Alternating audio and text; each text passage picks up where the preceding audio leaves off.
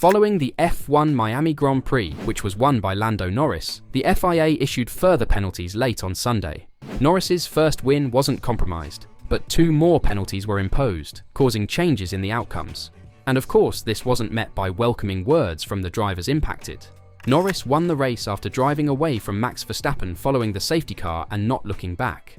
Norris finally finished first after 110 races, ahead of Verstappen and Charles Leclerc. But the weekend was met with a lot, and I mean a lot of interventions from the FIA and the stewards.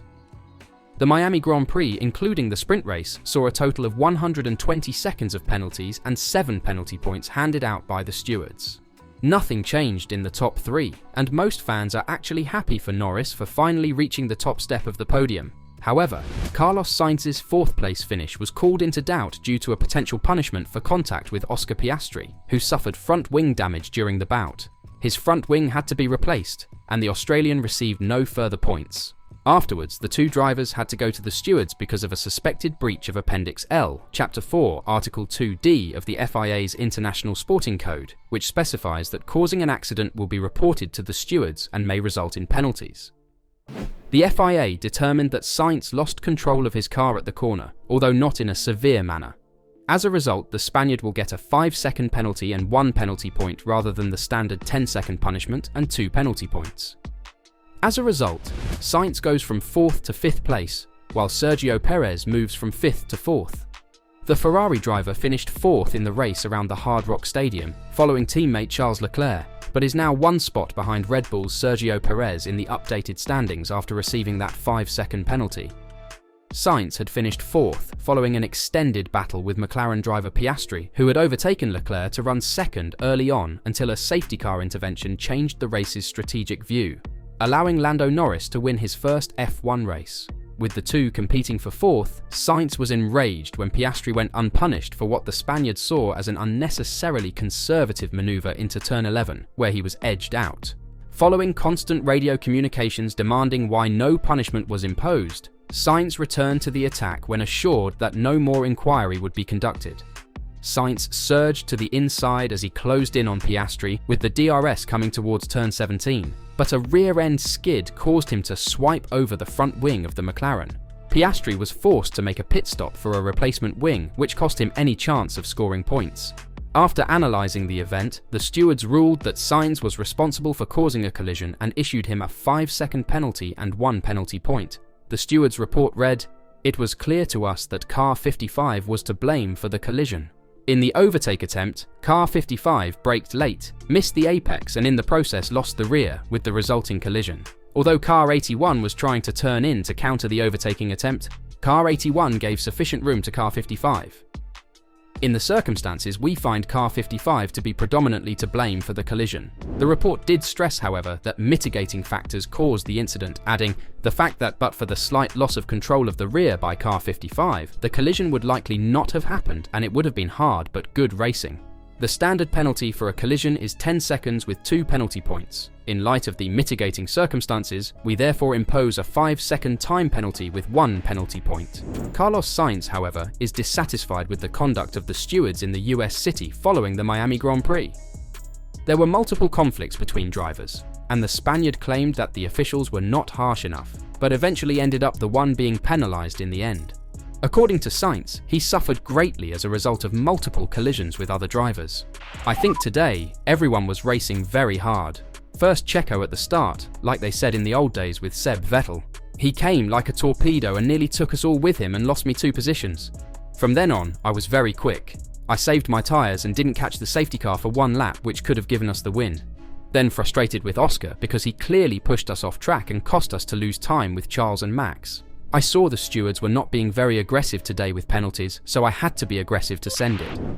Towards the end of the race, Sainz said on the team radio that he was suffering from problems. This was due to contact with Piastri. "Yes, we had contact twice today. Once because of his late braking, pushing me off the track, and then me with my late braking, locking the rear tyres and losing the rear. But I don't know how much damage I had. I was pretty quick at the end, same pace as Lando, so hopefully I didn't have too much," said the Spaniard. But after the race, Sainz was also quick to realise he kind of maximised his result if it weren't for that penalty. First of all, congratulations to Lando. I'm truly happy for him. He deserved a win for a long time and today was his day. Looking at my race, I would say the opposite. It wasn't my day. The start was very good, but I went from P2 into turn 1 to P4 after having to avoid Perez. From there, I was on a DRS train for some laps and decided to open the gap, take care of the tyres and extend my first stint to try something different. Unfortunately, the safety car came out the lap after I pitted and we lost a chance to lead the race. It is what it is. However, I'm quite happy with my race because the pace was very strong and at the end of the day we scored good points for the team. On to the next one.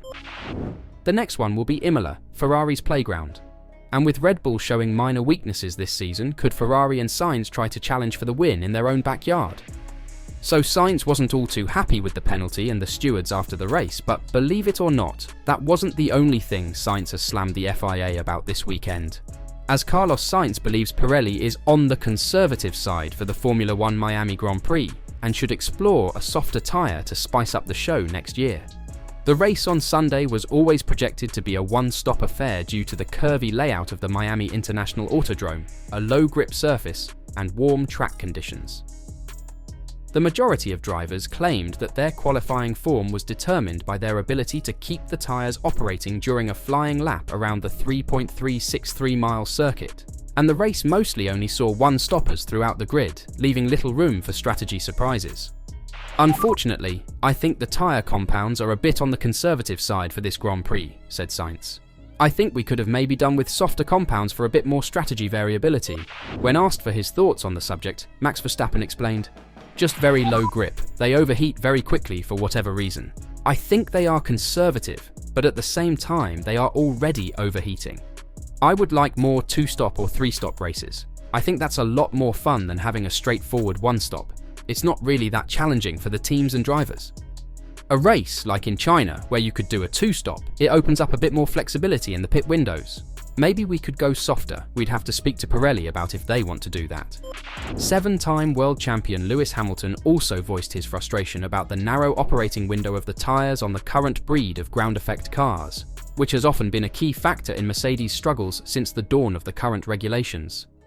"Definitely, in all my career, I don't remember ever having such a small window of working," said Hamilton of how the handling of his Mercedes is impacted by the tyres.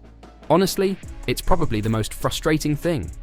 You look back in the day when you had a much bigger working window to work with. Then you can just optimize the balance and then just have good grip throughout the whole lap. This is definitely my least favourite." What are your thoughts on the tyre choices for the Miami Grand Prix? Did you like it being a 1-stopper? Or would you prefer Pirelli choosing a 2 or 3-stopper every time?